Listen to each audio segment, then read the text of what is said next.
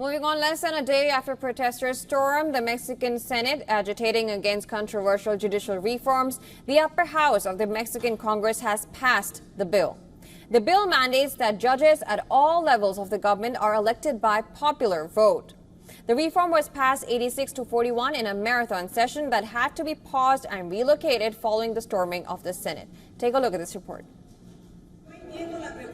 Mexico's Senate gave the green light to a controversial judicial overhaul early on Wednesday at a different location after protesters broke into the chamber mid-session.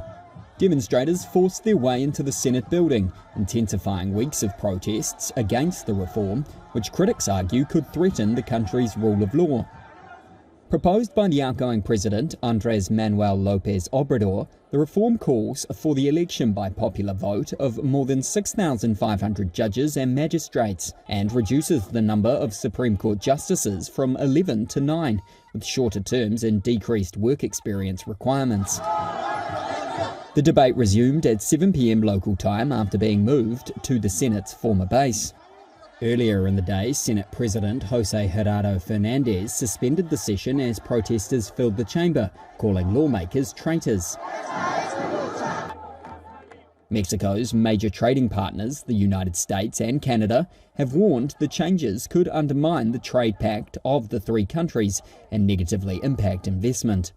Obrador and President-elect Claudia Sheinbaum have defended the changes as necessary for accountability and anti-corruption, while critics see it as a power grab by the ruling party Morena.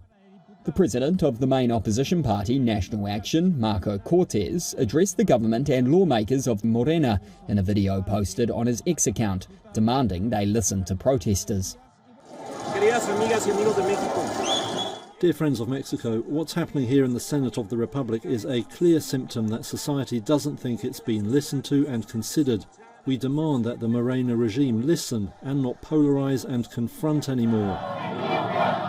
However, opposition Senator Miguel Ángel Yunes dramatically broke party ranks to back the reform, effectively giving the ruling bloc the votes it needed. Senators voted 86-41 in favour of the general approval.